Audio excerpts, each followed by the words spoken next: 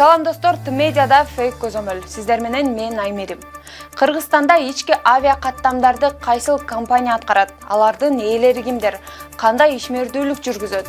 Эмнеге ички каттамдарда билет баасы кымбат? Кыскасы толгон токой суроолор сизди кызыктырабы? Мага да кызык болду. Ошондуктан ички каттамдар жөнүндө тактап билүүнү туура көрдүм. Кыргызстанда ички авиа каттамдарды эки гана компания, Тезжет жана Авиатрафик аткарат. Эң кызыгы Юстиция министрлигинде Тезжет компаниясынын негиздөөчүлөрү катары Аскар Аликбакеевич жана Дамин Карим Фиатович көрсөтүлгөн. Кайра ушул эле адамдар Авиатрафик компаниясынын дагы негиздөөчүсү катары көрсөтүлөт. Башкача айтканда, эки авиа компаниянын тең ээлери бир эле адамдар. Ушул жылдын июль айында Ош Тамчы, Ош Бишкек авиа каттамдарына билет табуу тартыштыгы жаралды.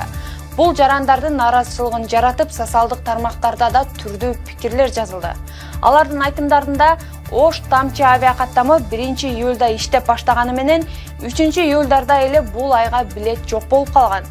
Ушул эле көрүнүш Ош Бишкек авиа каттамдарында да байкалып, билеттин баасы 5000 сомго чейин жеткен. Ош Тамчы авиа каттамы 1-июлдан тарта иштей баштаган. Аны Тезжет авиакомпаниясынын Avro RG85 үлгүсүндөгү учагы ишке ашырат жана ал 96 орунга ылайыкташкан. Учуу жумасына 6 жолу пландалган, бирок учурда жумасына 5 жолу аткарылууда. Авиа каттамдар сентябрга чейин аткарылат. Ушул тапта авиакассаларда билеттин баасы Ош Тамчы 4300, Ош Бишкек 4000 сомдон башталат. Авиакомпаниялардын баарына жеке биздин чешибиз жок, бааларына да кирише албайбыз. Манас эл аралык ачык акционердик коомунун өзүнүн учагы жок дейт Манас аэропортунун коомчулук менен байланыш бөлүмүнүн башчысы Алия Курбанова. Тезжет компаниясына байланышканыбызда интервью берүүдөн баш тартышты.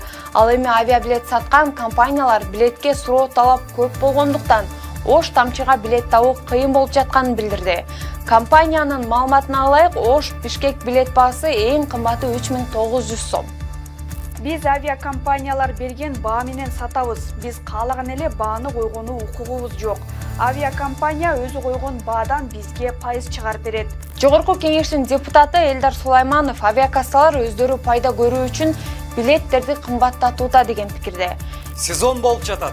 Май айынан баштап билеттердин баасы көтөрүлүп кетти. Авиакомпаниялар аз. Ички каттамдарды эки гана компания ишке ашырат. Билеттерге суроо талап көбөйгөндүктөн баалар өсүп жатат. Авиакассалар пайда көрүп калуу үчүн бааны көтөрүүдө. Жүргүнчүлөр билеттин баасын көзөмөлдөөнү бийликтен талап кылган менен тиешелүү органдар жеке секторлордун ишине кийлигише албастыгын айтышты. Монополияга каршы жөнгө салуу кызматынын Ош облусундагы бөлүмүнүн баш кадиси Исматилла Сатимбаев Тезжет менен Авиатрафик жеке компания болгондуктан билет наркын өздөрү коерун медиага билдирди. Жыйынтыкка келе турган болсок, ортодо жасалма баа жараткан жагдайдан улам билет наркы жогору болгону белгиленет. Бул учурда авиакомпаниялар кыныгын таап, кызыгын же пайдасын көрүшөт. Монополияга каршы кызмат болсо, биз жеке компанияларга кийлигише албайбыз деп кол кушур болуп турат. Ортодо карапайым калктын капчыгын каккан жагдайды ким, качан, кантип жөнгө салат? Бул суроонун башы бош калууда. Улантабыз достор, жакында президенттин иш башкаруучусу болуп Каныбек Туманбаев дайындалды. Ал ким, кандай компанияларга ээлик кылат? Алдыда айтып беребиз. Президенттин иш башкаруучусу болуп дайындалган Каныбек Туманбаев тууралуу эмне белгилүү? 30 майда мамлекет башчы Садыр Жапаров президенттин иш башкаруучусу кылып Каныбек Туманбаевди дайындады. Медиа жаңы чиновниктин өмүр баянына көз чаптырды. Туманбаевдин эмгек жолу. Каныбек Туманбаев 1981 жылы 30 сентябрда Жалал Абад облусунун Аксы районуна караштуу Кербен шаарында туулган. Жалал-Абадтагы таш көмүр инженердик педагогикалык институтун бүтүргөн. Туманбаев 2012-2019 жылдары БКС курулуш компаниясынын директору болуп иштеген. Ошондой эле Картон и мешок Кейджи, РБХ, Кыргыз металлургия комбинаты ЖЧКсынын негиздөөчүсү. Мындан тышкары Кыргыз металлургия комбинатынын негиздөөчүлөрүнүн бири. 2015-жылы парламенттик шайлоого Каныбек Туманбаев бийликчил КСДПнын тизмеси менен талапкер болгон. 2020-жылы экс-президент Сооронбай Жээнбеков менен байланышы бар Биримдик партиясынын курамы менен аттанган. Каныбек Туманбаевдин аты Темиров Лайф каналынын Кыргыз темир жолу мамлекеттик ишканасынын тендерлерин такай утуп алган компаниялар боюнча иликтөөсүндө аталган. Ал Алмазбек Атамбаевдин кеңешчиси Икрамжан Илмияновго жакын экенин ЖМКлар жазып чыгышкан. 16 мартта Азаттык муфтияттагы миллиондор ажылыктын акча чыры деген иликтөө жарыялаган. Аталган окуяда ошол кездеги муфтий Максатбек Токтомушев, инвестициялар боюнча улуттук агенттиктин башчысы Равшан Сабиров жана Туманбаевдин байланышы тууралуу сөз болгон. Ушул видеого түрдүү комментарийлер келген. Бирөө колдосо, бирөө жамандап жазган. Алдыда интернет троллинг боюнча Айдана кененирээк айтып берет.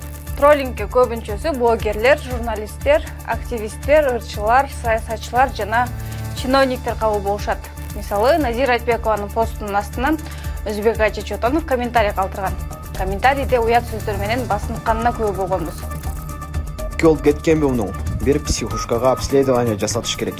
Сен жакшы болсоң, бирөө алат эле го сени. Жаныңда 15 мүнөт чыдай албайт болуш керек. Анткени сенде уяттан 1 грамм да жок. Назира Айтбекова акыркы учурда сынга көп кабылып жатат. Анын себеби өзүнүн оюн айтып, аялдардын жана өспүрүмдөрдүн укугун коргоого аракет кылганы жана денесин ачып түшкөн сүрөттөрүнө байланыштуу десек болот. Ал эле эмес, алыс кетпей эле өзүбүздүн TikToктогу видеолордун астына жазган билдирүүлөргө көңүл бурабыз. Башка кыз жокпу сүйлөгөнү, аллергия. Бул журналисттин түрү суук экен. Ого, дикторлукка Анаш Кадыровага окшогон сулуу кыздардан чыгарбайсыңарбы, жүдөмүштө чыгарбастан. Башка кыз койгулачы, фигурасы бар. Кандай реакция кылышыбыз керек? Милицияга кайрылып, же жөн гана көңүл бурбай коюуга болот. Кайсы ыкманы колдонуу ал сиздин жеке чечимиңизге көз каранды. Троллингдин кесепети кандай терс таасирин тийгизиши мүмкүн? Эгерде адам көңүлүнө жакын алса, маанай чөгүп, стресске алып келет. Андай учурлар адамдын жашоосуна кооптуу болушу мүмкүн.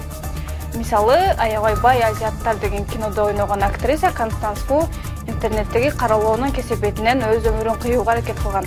Жана дагы 14 жаштагы модель Эверетт интернеттеги басмырлоолордон чарчап өз өмүрүн кыйган. Ошондуктан троллдордун аракеттерин жүрөккө жакын кала албай коюу ден соолугуңузга пайдалуу деп айткым келет. Ал эми сөзүн аягында троллингден алыс болуу демекчимин.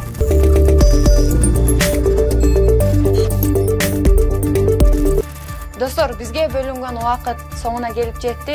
Күмөндүү маалыматка туш болсоңуз, медиага кайрылыңыздар. Кайрадан көрүшкөнчө сак болуңуз.